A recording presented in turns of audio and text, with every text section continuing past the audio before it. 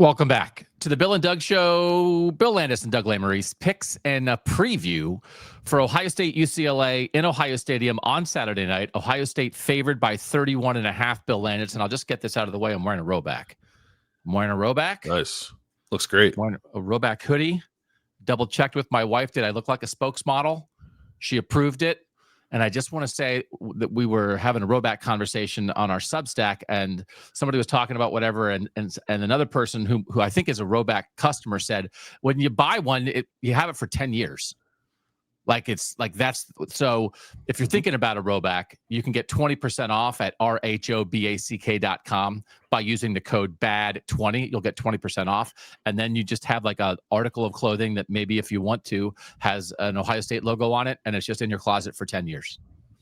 So think about that. Bang. It's a long time. Decade. Bang. Yeah. Don't have to worry about it. Got a piece of OSU gear that you like. All right. We're going to talk about Ohio State, UCLA. They don't got much. I think, yeah, true. Yes, they don't got much, but I think Nico's pretty interesting. But also I just would I don't know if people got hornswoggled by this comeback story from UCLA that is very cool, because they started the season terribly and their coach got fired, and it was like, oh, this team stinks. And then they won 3 in a row, and it was like, oh, wait, this team might be pretty good. And now they've lost 2 more in a row, and it's like, no, I do think they're closer to stinking, because it turns out in the middle, the 3 teams they beat were Penn State, Michigan State, and Maryland, and they have a combined 1 Big Ten win. Right. So I felt like for a brief moment there, Bill, it was like, what a comeback story for UCLA. They're in the mix for the Big Ten title race. And it's like, no, that's not it. They were, for a point, controlling their own destiny to get to the Big Ten title game. Yes, I think they changed some things up when they fired their head coach on both sides. Deshaun Foster, on both sides of the ball, they changed things up. By the way, Jerry Neuheisel, not the head coach. He's not the interim head coach. He's the guy that gets on TV all the time, but he is not the interim head coach. But I think they kind of caught Penn State off guard, specifically with some of the new things they were doing. But it was also they fired Foster, lost to Northwestern, and then beat Penn State, right? So it wasn't like Penn State was the first game after the firing. But yeah, I think teams just sort of adjusted to the new things they were doing. They don't have like a ton of talent kind of outside of Nico, really. There's not a lot of game breakers on this team. So yeah, they're quite bad, and the shine has sort of worn off a little bit. Although they kind of hung with Nebraska last week. They got down big and tried the rally and ended up losing by a touchdown. Yeah. But then Indiana blew their doors off. So I think that's kind of more of an accurate picture of what this team is. But lost to Nebraska's young backup quarterback who had never played before and threw 15 passes the whole game, and credit to TJ. Completed 13 of the 15. But they were playing, Nebraska was playing on one leg on the road. Yeah. The week after their starting quarterback got hurt for the year, and UCLA, I picked UCLA. I didn't pick UCLA because no one cared. We didn't make a pick on that, but I bet $2 on UCLA, and they lost at home to a wounded team. It's just so people know, they opened the season 0-4, but the 4 teams they lost to are currently Utah 7-2, UNLV 7-2, New Mexico 6-3, Northwestern 5-4. So I think you saw, my God, they lost to New Mexico and Northwestern. And it's they were actually moderately functional teams that they lost their first 4 games to. Then they won 3 in a row against Penn State, Michigan State, Maryland, who are 3-6, 3-6, 4-5. And then they lost to 10-0 Indiana and 7-3 Nebraska. So I do think they're not horrible. They're more like an average team. If you're bad, they might beat you. If you're good, they're not going to beat you. And there's 2 things I want to talk about very briefly here at the beginning of the show about the Ohio State beat. One is Bill Rabinowitz, we see you. He interviewed on Substack. He interviewed the UCLA play-by-play guy. And Bill Rabinowitz's headline was, play-by-play guy for UCLA thinks UCLA might win. He's an employee. Bill, he's an employee of the team. Come on, Bill. What are we doing? I think he's the one person in America who thinks that UCLA might win. Yeah. We love Bill Rabinowitz. Go buy his book. But Bill, come on. Let's not pull the wool over our eyes here. And the second thing is, we did a terrible job on Wednesday night asking questions of Ryan Day. We didn't find out any information about Cardell Tate, Bill. We didn't get any Cardell Tate updates after practice on Tuesday and Wednesday. Here's the thing. when the Ohio State media talks to Ryan Day on Tuesday, they haven't practiced yet. They haven't started their real practice for the week. And then we get to talk to Ryan Day very briefly after practice on Wednesday, and we talk to players after practice on Wednesday. But when we talk to those people then, they've now had 2 full practices. And so that should be more of a news gathering, focus on the game kind of moment on Wednesday night. And I'll just say this. We did a bad job. We're part of the beat, so we also take responsibility. We also did raise and didn't get called on.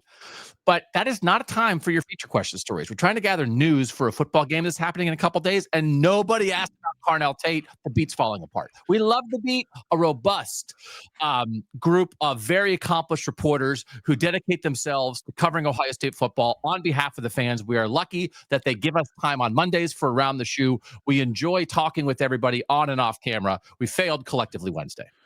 Yeah. Also, I don't believe Tywone Malone was asked about, Josh Padilla, Phil Daniels, and like part of it is sort of like you probably know what the answer is going to be, but I also think there's value in how the answer is delivered, even if there's not a lot of information, right? So yeah, no, we dropped the ball collectively.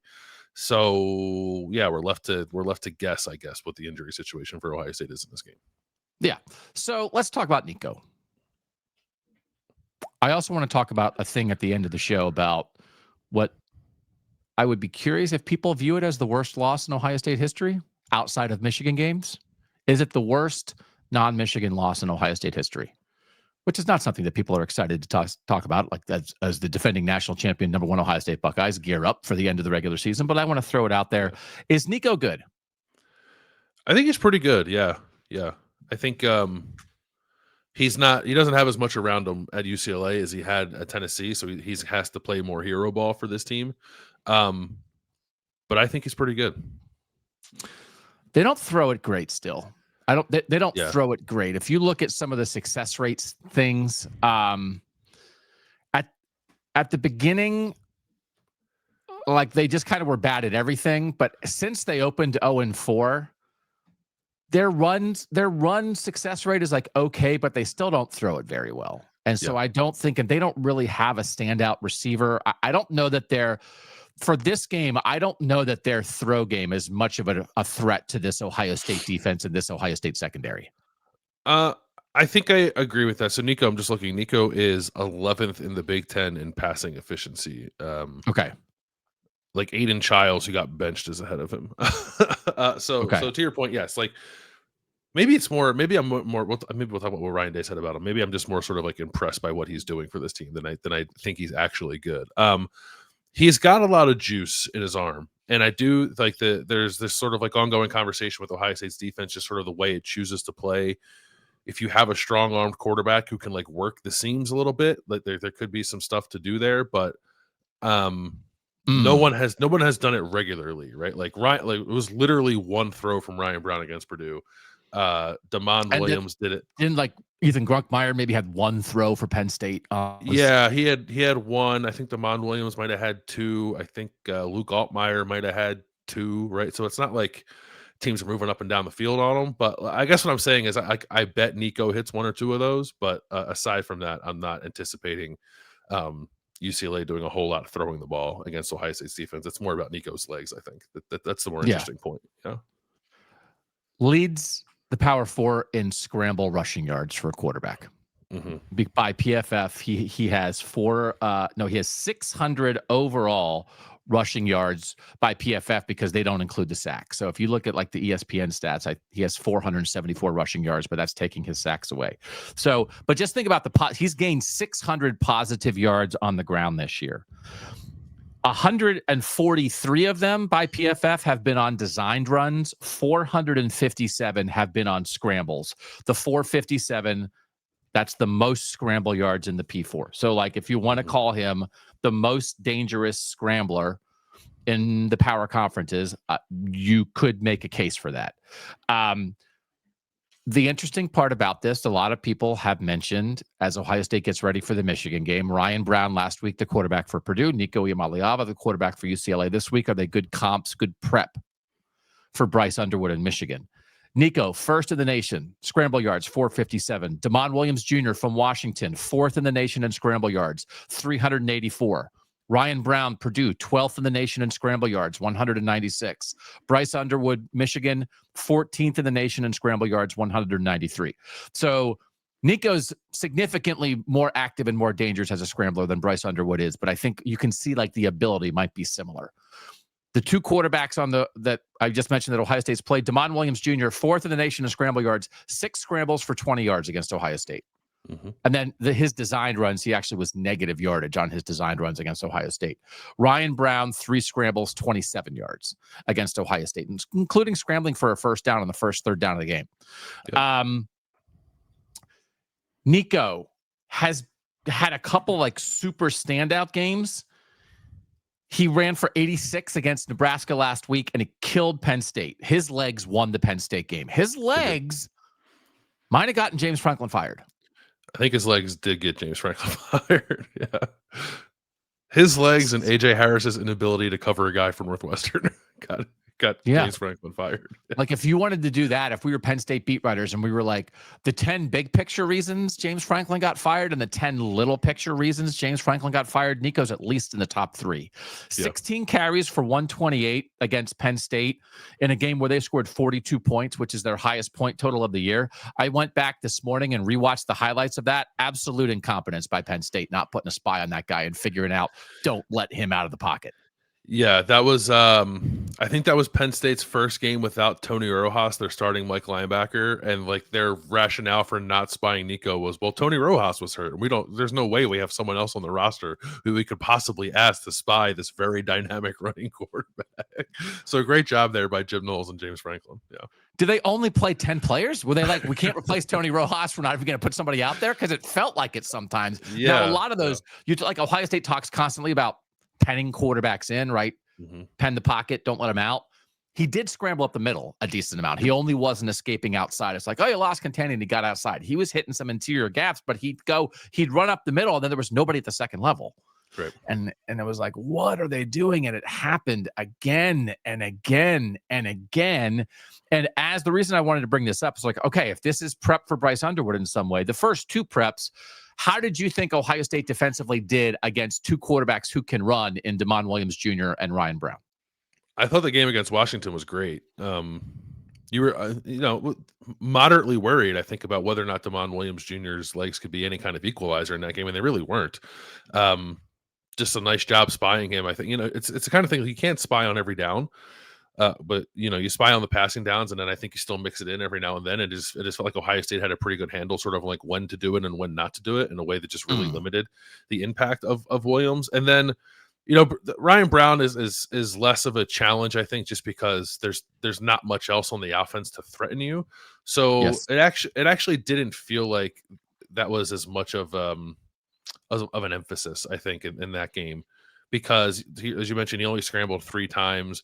One of them, I actually don't even think they were spying him. I think, I thought initially Caden Curry was spying him, and then going back and watching the play, it kind of just felt like Caden Curry actually just kind of like dropped out and was playing zone coverage and happened to be the closest defender to him to potentially make a play, and he didn't make it. And the other ones, Riley Pettijohn spied him, it didn't go well, and then Sonny Styles spied him, and it was like he gained 7 yards, but Sonny Styles tackled him, and Purdue punted. So, I would say like A for sure against Washington, maybe more of like a B against Purdue, but it's a B with an asterisk, because I just don't think they came into that game feeling nearly as threatened by Ryan Brown as they did by Damon Williams.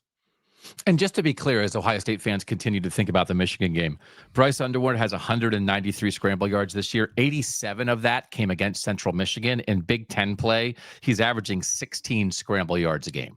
So Bryce Underwood, in this comparison, Nico Iamaleava is significantly, I think, more dangerous scrambling than Bryce Underwood has shown so far this year. Bryce Underwood is a first-year quarterback. Nico is a second-year quarterback. I think that's part of it. I also think part of it is like UCLA might just be more willing to like let him go, because what else do they have? Michigan has a real run game with Justice Haynes and Jordan Marshall. Michigan, I think, likes their receivers pretty well. They're also, I think they don't want to risk a freshman quarterback, and they're trying to be a little careful with him. So I think the thing that could be a decent comparison here is what Nico is.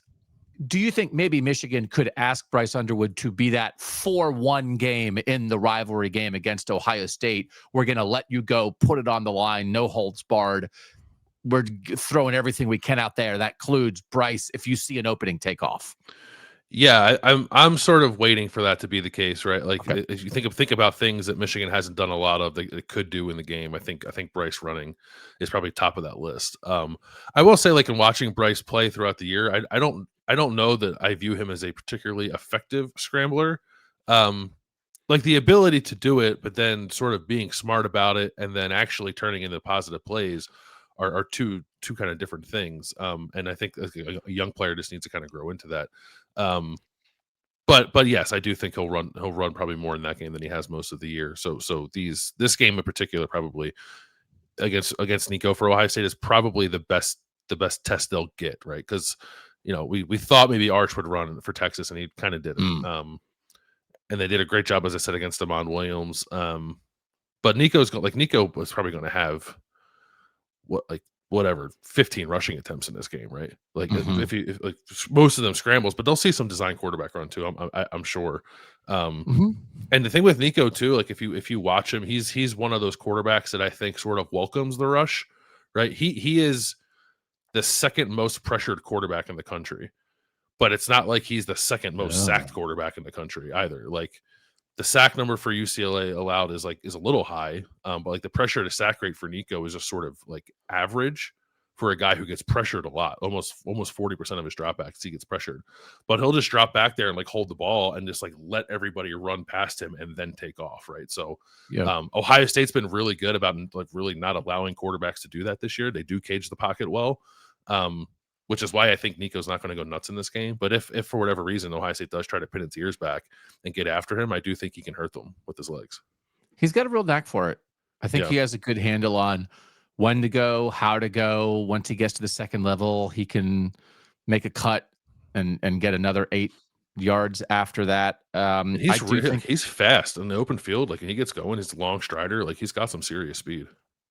There is that thing, and Ohio State fans know what it looks like.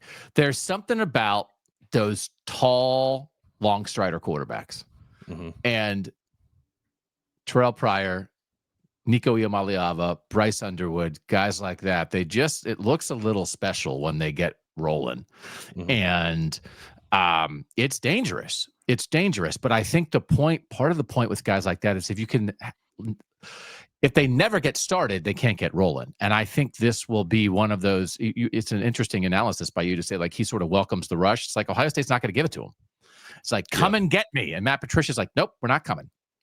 We're going to wait. They're just going to like funnel him to Arvell Reese. Yep. Like what did Jim Knowles always talked about, like the escape hatch, right? It's like maybe there's one spot for a guy to get out, and it's like, there it is. And like you get out and Arvell Reese is there. It's like you open the door. It's like, oh, I'm gonna get out of here. You open the door and Arvell Reese is standing there. So like that's scary. Yeah, and they didn't use Arvell. Like to my point about them not being feeling threatened against Purdue, they didn't use Arvell to spy Ryan Brown. Like I think if Ryan Brown early had been really scooting around, they probably would have gotten to using Arvell, but that kind of never happened. The game was in control. But I would imagine in this game they'll start with their normal kind of spy package, which has Arvell Reese doing a lot of that stuff. Just again, by point of reference, how well Ohio State did against Damon Williams from Washington. His rushing yards this year, 86, 64, 109, 18 against Ohio State, 64, 132, 5 against Michigan, 57, 91. So, which is people pointing out, when he plays a good defense, he can't do that. And it's like, well, that kind of is bearing out, but also it's a credit to the defense because the rest of the time the guy does do it. I looked at Bill Connolly from ESPN redid his quarterback rankings that I think he leans on stats as the foundation, but it is not only a statistical analysis. I believe it is his actual ranking. Julian Sand was first. He ranked all the Power 4 quarterbacks. Julian Sand was first. Do you want to guess where Nico was? It's all Power 4 guys. All Power 4. The whole country. It's like Power 4. Just Power 4. So 68 out of 68. 23rd. And like 68th was all the Oklahoma State quarterbacks. And 67th was whoever might throw the ball for Wisconsin, including their punter, right? So like there's 41st. Okay. So Like there's a part of his game that is really good. Like the totality of his game is not quite all the way there. And I mean, like last year, he's a true freshman quarterback. No, was he a true freshman? He's a redshirt freshman last year, right? First year starter, redshirt freshman quarterback for a playoff team. What an accomplishment. But it's not like he's one of the 15 best quarterbacks in college football right now from a fully rounded perspective. The Big Ten quarterbacks on his list, Julian Sand was 1, Fernando Mendoza 3, Jade Maeva from USC 5, Damon Williams from Washington 14, Luke Altmaier from Illinois 16, Dante Moore from Oregon 17, Ethan Kaliak-Manis from Rutgers was 29. And then we're kind of getting down into like Malik Washington and Nico Iamaleava and guys like that. So Bryce, who did he have second between Sayin and Mendoza? Was it Simpson? Haynes King from Georgia Tech. Ty Simpson was 11th. Now respect. Now, if you're going to say, some people might say Doug and Bill Connolly, who is a very astute college football analyst, having Ty Simpson, the Alabama quarterback, who people are talking about as a Heisman contender and who is third in the odds for the Heisman, him being 11th might be proof of mid. If you want to say that, that's fine. Marcel Reed, the Texas A&M quarterback, congratulations to him. 4th in the Heisman odds. 12th on the quarterback list. I don't take it as you will. The rest of what UCLA is going to do, we can almost be done talking about UCLA. I have a stat for you about UCLA's defense. Can I give you a stat? Yeah, I got a couple of things too, but go ahead, you go first. There are 77 individual players in the Big Ten who, according to PFF, have at least 10 pressures this year, getting after the quarterback at least 10 pressures, 77 individual players. How many of them are from UCLA? Zero. Okay. Same wavelength. Yeah. No they pressure. are no pressure. They are it's the worst third down defense in the country. 55%, 136 out of 136. The third worst red zone defense in the country by touchdown percentage, 134 out of 136, and they have the fewest sacks and the fewest tackles for loss in the country. Okay. Nothing going on there. Okay. I think one other thing, special teams, just because like they're an interim coach team and they got nothing to lose. They executed an onside kick against Penn State and they executed fake punts against Michigan State and Nebraska. So watch out for special team shenanigans. They also had a punt blocked by Penn State in that game that helped Penn State stay alive. Yeah. Watch out for shenanigans is good advice though in a game like this. What do they have to lose? They're 31.5-point underdogs. And they're not even gonna get like the bowl eligibility, right? They're not I guess they have to win this game to do that. They have to win out. 3-6. Yeah. Got to win out. Roderick Pleasant is one of their corners, might be their best defensive guy. He's 10th in the Big Ten in like lowest reception rate allowed, which is like pretty decent. The reception rate, he's been targeted as a cornerback 41 times. He's given up 21 receptions. That's a rate of 46.7. For example, Davis Igbinosun is 6th in the Big Ten, giving up 43.8. So like that's pretty good. Like a decent one decent corner to try to hang with Jeremiah Smith and Carnell Tate if he plays, which we don't know because nobody did their job on Wednesday. Let's talk about Ohio State. What do you expect to see out of the Ohio State offensive line on Saturday night? I don't know. So like I was trying to get eyeballs on Josh Padilla. Okay. And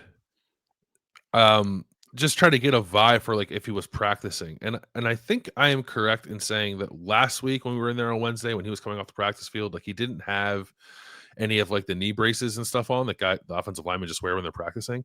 And he did have them on coming off practice field on this Wednesday night, but that could also mean nothing.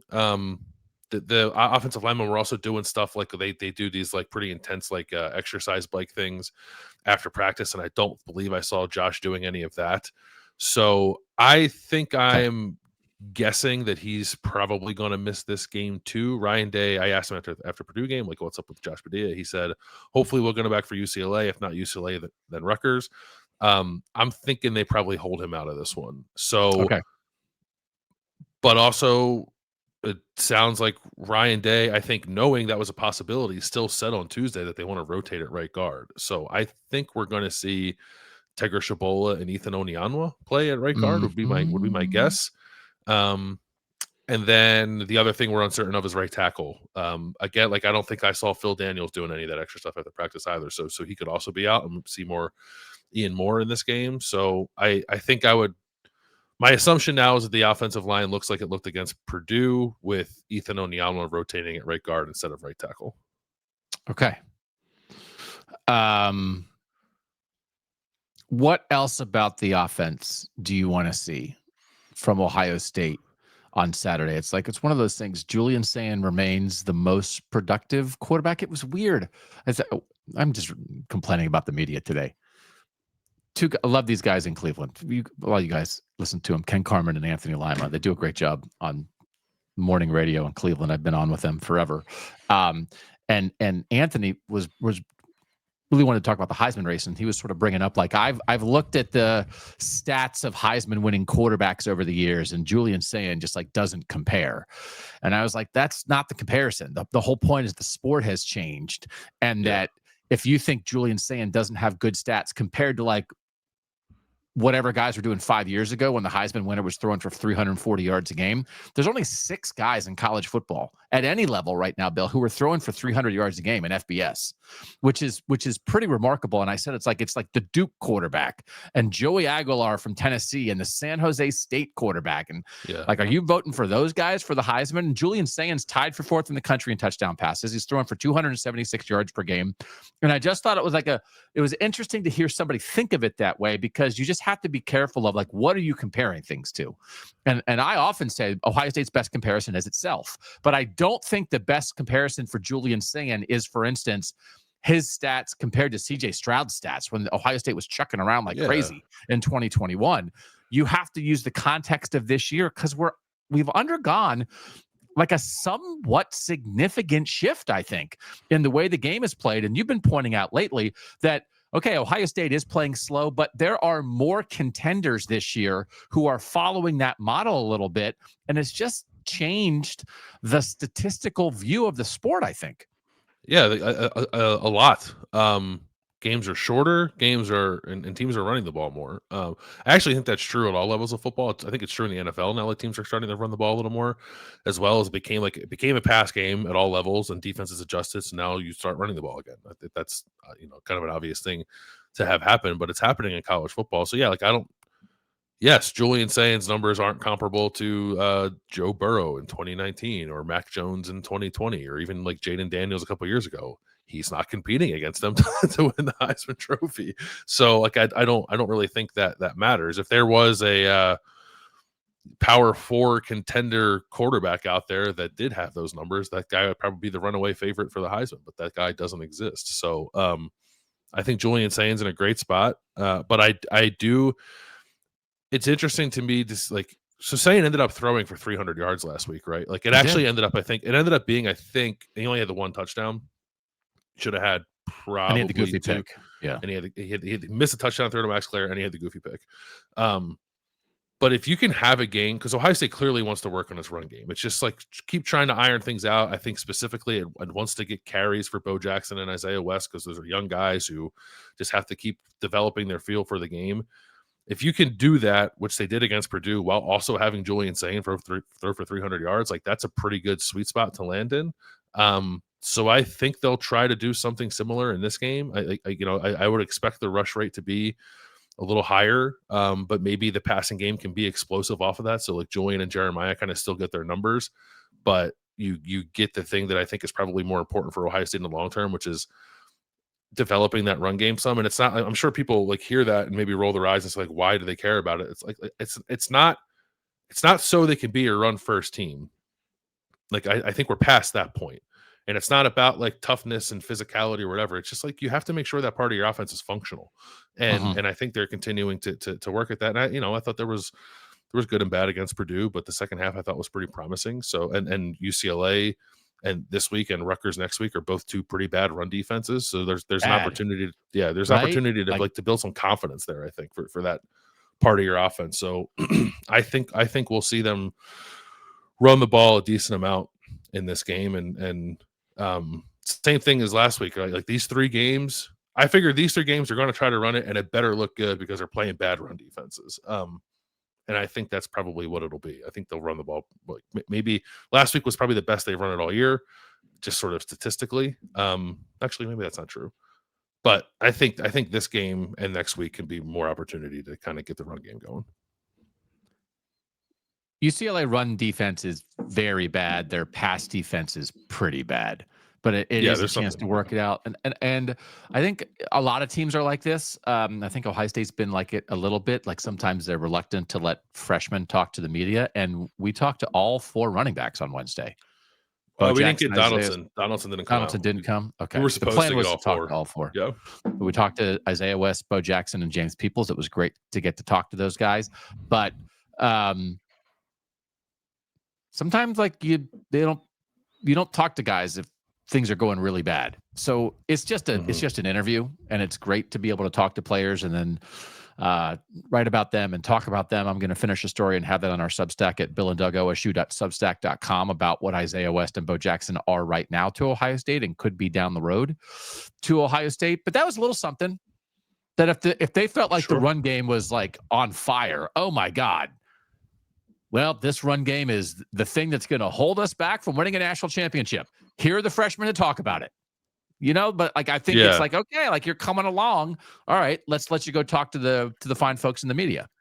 I think the Purdue game was probably the first game all year where the running backs kind of consistently got more than what was blocked for. And Ryan Day was probably pretty fired up about that, right? They're still, aside from the 70-yard touchdown I got taken off the board, there wasn't like a home run in that game, but the Bo Jackson short yardage runs where he's breaking tackles in the backfield, and there are a couple like 11, 12, 13, 14-yard kind of runs in there where running backs are making guys miss. I think Ryan, I don't think like who we as a media talk to really factors into like Ohio State strategy whatsoever, but there could be something to like these guys played well.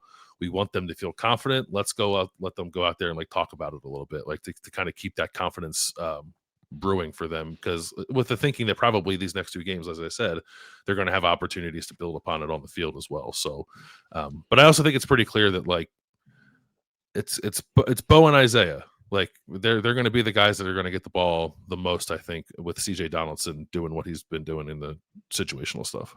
Yeah. And I think Ohio State fans are excited about that.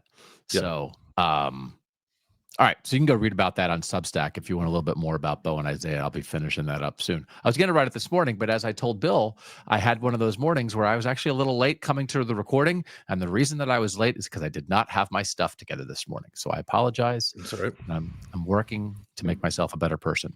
UCLA has finished in the top 25 of the season-end AP poll 3 times in the last 19 years. This program's looking for a little direction. Most recent was they finished 21st in 2022 under Chip Kelly when they went 9-4. They went 10-3 in back-to-back years in 2013 and 2014. I want to talk a tiny bit more about UCLA's future after we make our picks.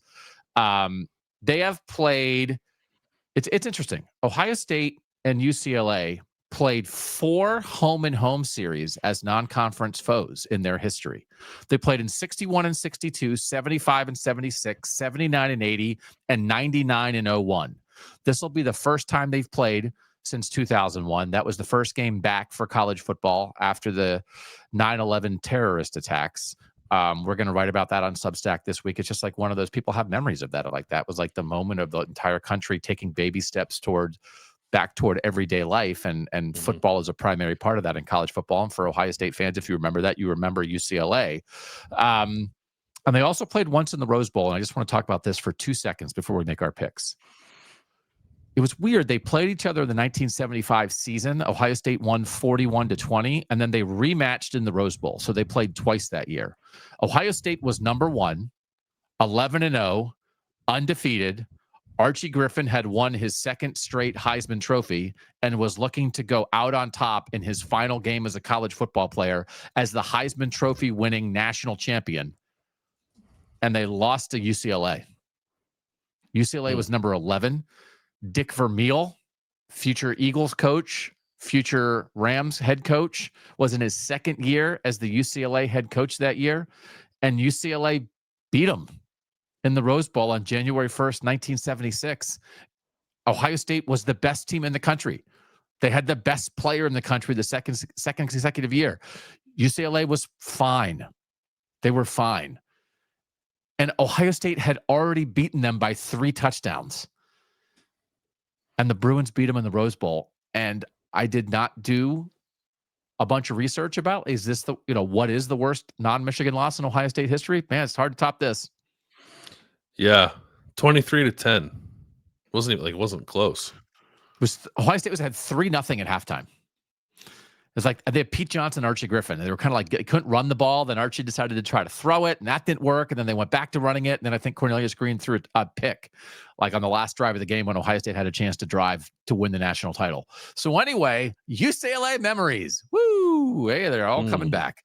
So anyway, if you're a young Ohio State fan, it's just like if you're like, hey man, I don't know, what am I getting fired up for? Like we've had a little bit of questions. I get it. It's a 31.5 point spread, but maybe on behalf of if you're a young Ohio State fan, on behalf of your parents and grandparents and aunts and uncles and older Ohio State fans, go root for Ohio State to kick UCLA's butt because it cost Woody and Archie a national title. The revenge game. Who knew? Yeah. 31.5, 47.5 for the over-under. Last week, I jinxed the bejesus out of Ohio State, and I apologize to everybody who lost their $3 bet on the Buckeyes. First backdoor cover of the year. I finally realized that Ohio State had been undefeated against the spread. They had one tie, and then they got backdoored and did not cover against Purdue last week. And just to let the people know, if you do not watch our national college football show on Fridays where we make national picks, we include our Ohio State. We track it all year. We usually make 6 national picks, and then we have the Ohio State pick. So we have 7 overall picks we make each week. Bill, you were 6-0 in the national picks last week, and you would have had a perfect 7-0 week, except you got backdoored along with the rest of Buckeye Nation by the Boilermakers. Pretty upset about it. By the way, I'm looking at an old newspaper article from that Rose Bowl. I guess Woody didn't talk after the game, but George Hill, who was the defensive coordinator at the time, stopped to give one quote, and his quote was, "We just got the hell kicked out of us." Angela ball in the 70s. Yeah. Oh my God. Yeah. No, pretty angry that I didn't get the perfect week last week, but that's okay. 6. Yeah. Still Ball knower. Yeah. Ball knower here on the show with us. By the way, give us a like. Give us a subscribe, whether you're watching on YouTube or listening on a podcast, you come across, it's like, what is this? We'd love to have you here on a regular basis. And if you subscribe, then you won't miss anything. We do Around the Shoe on Mondays. We do the playoff show on Tuesday nights. We throw some other stuff in there. We had a great interview with Joshua Perry that went up on Thursday morning in your podcast feeds and on YouTube. We do 2 Substack shows a week, a long one on Wednesdays and a long one on Sundays where we answer questions. So if you really want those long, in-depth Bill and Doug pods, come be a subscriber on Substack. Come just check it out. You can check it out for free. Can't you do it for free for a little bit, Bill? See what's up? Yeah, I believe you can do it free for 2 weeks and check it out. Okay. And then if you're not liking what you're seeing, no hard feelings. Yeah. Bill and Doug OSU.substack.com. Like, subscribe, tell a friend about the Bill and Doug show. 31.5 point spread. What's your pick? I'm going 42-6 Ohio State. UCLA's got a good field goal kicker. Maybe they hit a couple of long ones to get some points on the board. I don't know that I see them scoring a touchdown necessarily. I think it's more or less what I said, right? Probably run the ball, keep building the confidence for the young running backs, but probably hit some explosives. We've not really seen Ohio State put it on anybody this year, aside from the Grambling game, where it's just like they score every time they have the ball kind of game. I think this could be that. Yeah. Indiana won 56-6 against this team. But even if it is that, how many possessions does Ohio State end up with? They could still have that, but it's only an 8 or 9 possession game, right? So I'll say 42-6. The one thing I'm mildly concerned about in terms of just total number of points scored is the weather. There might be some thunderstorms and wind Saturday night. So hopefully there's no thunderstorms because we don't need a delay for a game that kicks off at night. But if there's some wind either around kickoff or after storms move through or whatever, maybe that could make it more of a running game. But I'll just hope that none of that really comes to pass, and I'll pick 42-6. I'm 45-10. Same idea, same range. We're both over the total. We're both taking Ohio State minus 31.5. I kind of would pick Ohio State not to punt. I think that would be a good bet. I don't know if you can make a no punt bet. I don't know what they have on the sports books anymore. Man, how about these Guardians pitchers getting charged with this throwing the ball in the dirt first pitch thing? The stuff that you can bet on is bonkers. It's crazy. Maybe you just shouldn't be able to bet on that, huh? And then we'll have less of an issue. So hard. So 45-10 and 42-6. We're in the same range. The defense is bad. That's just to reinforce the defense is bad. I have one touchdown for UCLA because I got Nico doing something. Sure. So maybe he gets out of the house on 141-yard run that sets up a touchdown drive, or does one kind of thing where he scrambles around and then the coverage breaks down and hits something over the top. So I think he's an interesting player to watch, and he individually is talented enough to be a test in certain ways for the Ohio State defense. So I think that's a good thing for Ohio State to have a dude here. And by the way, a dude that they played. So there was, I was around a couple defensive players on Wednesday night. Will Smith was talking about it a little bit, people are trying to ask like, oh, what is the difference? And it's just like, we did play him, but the scheme's entirely different. Like they know what's up with Nico. So the fact that they beat Nico Iamaleava in Ohio Stadium last season when he was quarterbacking Tennessee does not appear to be like a gigantic storyline for this game. It's like, we get it. We've seen that guy before, but he's on a new team. Yeah, I don't think no one was asked about him getting his helmet cracked this week. So I don't think it's really on anybody's mind. All right, who's going to be UCLA's next coach? That's where I want to finish this conversation. The odds, I looked again at like a betting site odds. It's like, I don't know, not the prediction market, but a betting site odds. Jed Fish was the favorite, the Washington coach. He was asked about other jobs this week. Tommy Rees, former Notre Dame offensive coordinator, former Alabama offensive coordinator, who just took over the play calling for the Cleveland Browns because Kevin Stefanski, who should be fired, gave up play calling because he's a terrible head coach. And so he's calling plays for the Browns now. He once upon a time was like a pretty hot coordinator. And then he went to Alabama and was there for a year. Then Nick Saban retired. He was like, what? I don't have a job anymore. So that was kind of weird. But when he was at Notre Dame, people thought he was good. And it was kind of a big deal that he left Notre Dame.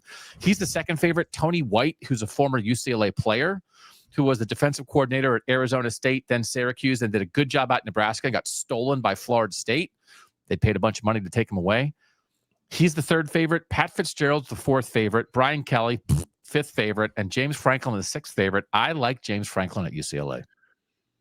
I just think it's a bad job, right? Like it's a hard job and it's a bad job. And I think James Franklin can just kind of do better than UCLA. Like, would you rather be the head coach of UCLA or Virginia Tech? I guess that's the question. Because I don't think James Franklin, doesn't feel like anybody thinks he's going to get LSU or Florida. Yeah, I think people think he's a Florida State candidate, but Florida State's not open yet, and I don't know if people think it is going to open. Is he an Auburn candidate? Maybe an Auburn candidate. Is Auburn definitively better? I mean, it's one of those things like to stay in the Big Ten. I'm in the Big Ten. You can kind of operate. It's a big city, but you can operate in the shadows sort of a little bit because USC is there, but I don't think Lincoln Riley is so good that it's like, oh my God, we're never going to be better than Lincoln Riley. I don't know. Is it a bad job? I don't know. You don't feel like there's some opportunity there? I don't know. Like someone said, like it's definitely a good recruiting ground, but Jed Fish at Washington. Jed Fish was the OC under Jim Mora at UCLA in 2017, and Jim Mora got fired, and he was the interim coach for like the last game of the regular season. That's basically his only connection to UCLA. So for him to be the favorite, I would not leave Washington for UCLA. Neither would I. But I might take UCLA over Virginia Tech. I don't know if I'd take it over Auburn, but I don't know. I just kind of like James Franklin there. Who's your guy? Who's your guy for UCLA? I kind of think it has to be a guy who's like got a demonstrated track record of doing more with less, and that to me like it points me toward Pat Fitzgerald. I think that'd be interesting too. Yeah, be interesting. And like again, it's just weird. It's like and the Big Ten, and actually, right? Like for UCLA to have people there. I mean, Martin Jarmond, who's their AD, knows the Big Ten. He formerly worked at Ohio State, but to have a head coach who knows the Big Ten and knows what this is about, that I think that would actually be attractive to me for UCLA. That because there's a lot of people there who still don't know a ton about the Big Ten. I would say I have not seen his name attached to this job, and I don't know that he would leave because he's only been in his current job for this one season. Jason Eck, who beat UCLA at New Mexico. Good. He's a really good coach. And has been he was at Idaho, right? And now at New Mexico. So he's from the Big Ten. He played at Wisconsin, but Wisconsin's not firing Luke Fickell apparently. So knows the Big Ten. Yeah. I would look at Jason Eck, I think. Yeah, that's good. I like that. I like that name too. Okay. You only care this much about that person who is watching and listening to this show. So we're going to stop there. We're going to let you go. Get on with your life. We'll see you Friday for our national picks. We'll see you Saturday for a post-game show. It is a late game Saturday night. We're definitely going to do a post-game show. It's probably going to be not quite immediately after the game, but pretty soon after the game. Yes. We're both going to go. I'm pondering of would I leave and come home, but I think I'm going to try to do it there. Anyway, probably 20 minutes after the game ends, maybe we'll start this thing. That's sort of the time range we're looking for.